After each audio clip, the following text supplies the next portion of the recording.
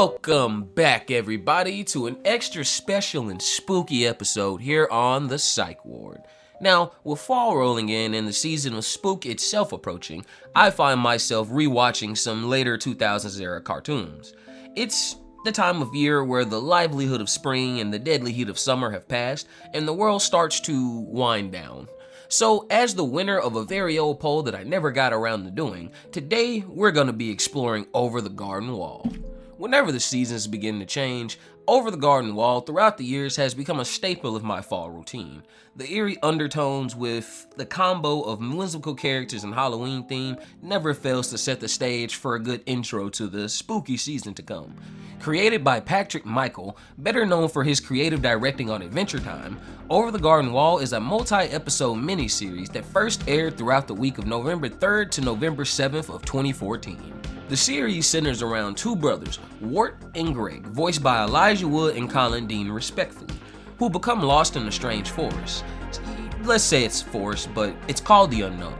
In order to find their way home, the two must travel through this forest with the help of the wise elderly woodsman, Christopher Lloyd, and Beatrice, voiced by Melanie Linsky, an irritable but still talking bluebird. And stalking the main calves is the Beast, an ancient creature within the unknown who leads lost souls astray until they give up and turn into edelwood trees, twisted warp trees that secrete the oil needed to burn the woodsman's lamp. Do you see the loop here? While the central plot is centered around the boys returning home throughout their journeys, not only do we get to encounter a lot of really meaningful moments, but a great many spooky creatures. We also get to see various underlying issues that plague a lot of different people in the unknown. And the thing I've always noticed is that in every encounter, just like Greg and Wirt, the inhabitants of the unknown were going somewhere or trying to go through big changes, so to speak. Overall, everyone in the unknown was seeking what you could say was a means to an end. For me, the unknown wasn't just a location. It was more like a state of mind, even like a different realm, if you want to say that many characters of the series somehow found themselves in, either through hard choices or even deadlock situations. For these reasons, I personally feel like the unknown was more akin to purgatory, or a weird world in between life and death, or love and struggle, whichever you'd like to prefer. Wart and Greg only enter here after almost dying after landing in a pond. As the boys continue to explore, they learn the unknown, as I said, is far stranger than just being in the woods. In their travels, the boys actually encounter several different types of beings scattered throughout the landscape that support this purgatory / life and death theory. One of the first of note are the group of people living in the town Pottsville, whom all apparently are attending a rather creepy harvest festival of sorts where all the attendees dress like scarecrows with pumpkin heads. One of the citizens tells Wart that they seem to be a bit too early for the event, and Wart, not knowing what this means, bumbles and stumbles his way into telling them that they're just passing through and they're not from there or staying. And in Pottsville, no one just passes through. This sets off the crowd and prompted their leader Enoch, an incredibly massive pumpkin head, to reprimand and punish the brothers with community service. Though at first Wirt was convinced they'd be digging their own graves, it's then revealed that the residents of Pottsville were actually all dead to begin with, and that these graves were in fact their final resting places. And this festival was basically a celebration of going away for the people there. And Enoch, with a long stride and final quote that still rattles me to this day, leaves the trio to continue their adventure, left with an unknowing prelude to their story ending. In this long journey, they actually encounter so many different fantastic types of creatures that I don't have time in one single video to talk about all of them, but we get to see talking animals, musical animals, singing frogs, talking horses, and there's even a frog that Greg somehow picked up that got a record deal towards the end of it. But another thing I believe the series showcases is a sort of identity crisis issue, whether knowing your purpose or being like Wart and not having confidence to be yourself. This case of identity in the unknown appears when the trio first visits a tavern and the denizens of the pub compel them to identify themselves, their names not appearing to be enough, because people here are known for their roles or jobs: master apprentice, tavern keeper, and of course we did get an amazing solo performance from the Highwayman. Wirt not having words for who he is, simply that he's just a guy, not even acknowledging his own talent or interest. He is what I would say is someone that suffers from a case of imposter syndrome and anxiety. He doesn't feel confident enough to show his strengths without fear of ridicule, and again, that's a very relatable feeling for a lot of us. Now, at several points, they encounter the woodsman, who consistently warns them of the beast, and as it progresses, warns them that the beast is coming to claim them. And he reiterates multiple times that one needs to stay strong in mind and body and remain full of hope to avoid the wrath of the beast. Now, segueing from the plot for a second, this is the, I feel, overall premise of what goes on in the unknown. While for some, it's a place that is a part of the journey, for those that are lost or still seeking something, they can get bogged down there and never really make it out, thus fueling the ever-growing and strange nature of the unknown itself through the beast's twisted machinations. But we'll keep that in mind for the rest of the story. After encountering the woodsman, the boys flee and come across a lonely cottage in which they find a young girl named Lorna. Lorna warns them to hide as her caregiver, Auntie Whispers, is coming. Auntie Whispers is a horrific woman and uses a bell that can control Lorna with its ringing. She reminds her that she must constantly work so that she won't become wicked.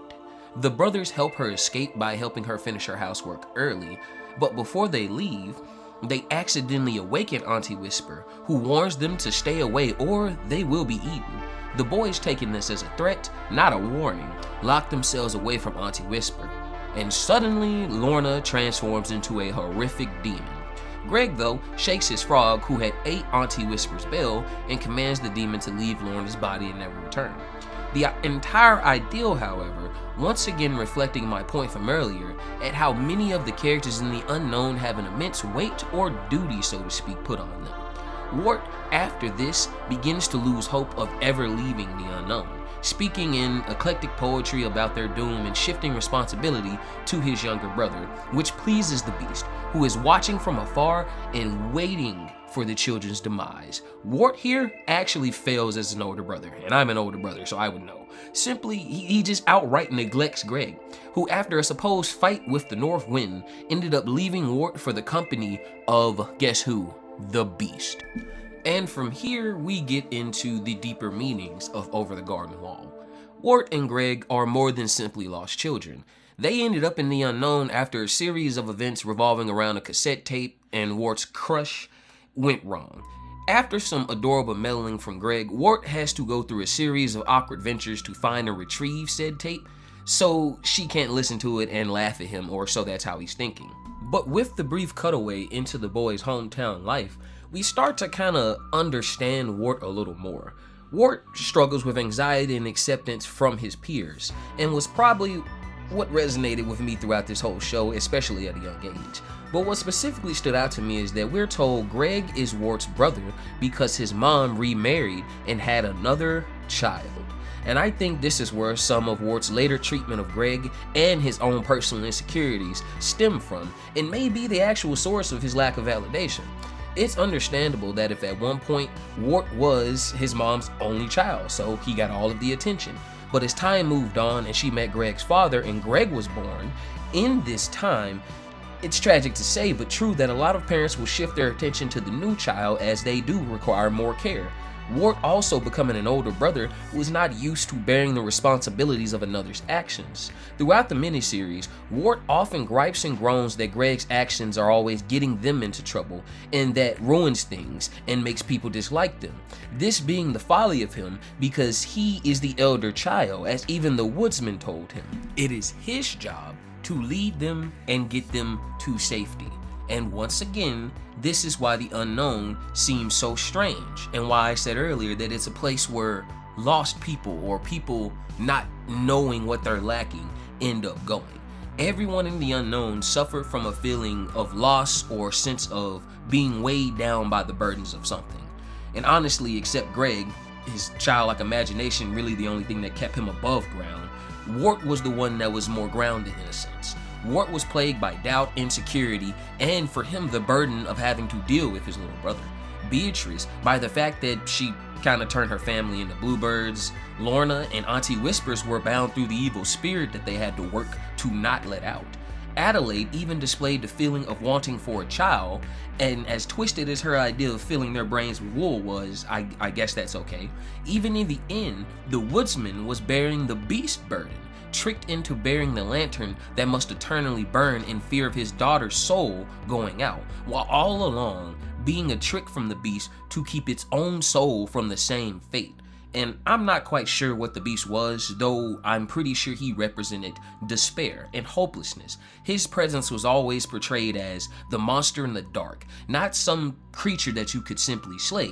His whispers influenced many of the inhabitants of the unknown, Adelaide being the main one to reference as to how the whisper of the beast are what stirred her to act the way she did.